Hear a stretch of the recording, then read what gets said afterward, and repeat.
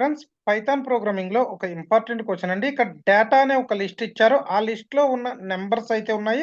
Target equal to 9 అయితే ఇవ్వడం జరిగింది. డేటా లిస్ట్‌లో ఉన్న ఏ 2 నంబర్స్‌ని యాడ్ చేస్తే టార్గెట్ వాల్యూ 9 వస్తుందో ఆ పెయిర్స్‌ని అయితే ప్రింట్ చేయమంటున్నారు. దానికోసం నేను ఇక్కడ లూప్ అనేదైతే లూప్ చేస్తున్నాను. దీనికోసం ఫర్ n1 ఇన్ డేటా అలాగే మరొక లూప్ అనేదైతే తీసుకుంటున్నాను. ఎందుకంటే 2 నంబర్స్‌ని యాడ్ చేయాలి కాబట్టి ఫర్ n2 ఇన్ డేటా ఇలా 2 టైమ్స్ మనం లూప్ అనేది రిపీట్ చేసినప్పుడు if n1 plus n2 equal to target value అయితే వస్తుందో, టార్గెట్ వాల్యూ ఎంతైతే ఆ టార్గెట్ వాల్యూ వస్తుందో అప్పుడు నేను n1, n2నైతే ప్రింట్ చేస్తున్నాను. n1, n2 ఈ 2 వాల్యూస్ గనక టార్గెట్‌తో ఈక్వల్ అయితేనే అవి మనకి ప్రింట్ అవ్వడం అయితే జరుగుతుంది. సో, ఇప్పుడు నేను ఈ ప్రోగ్రామ్‌ని అయితే ఎగ్జిక్యూట్ చేస్తున్నాను.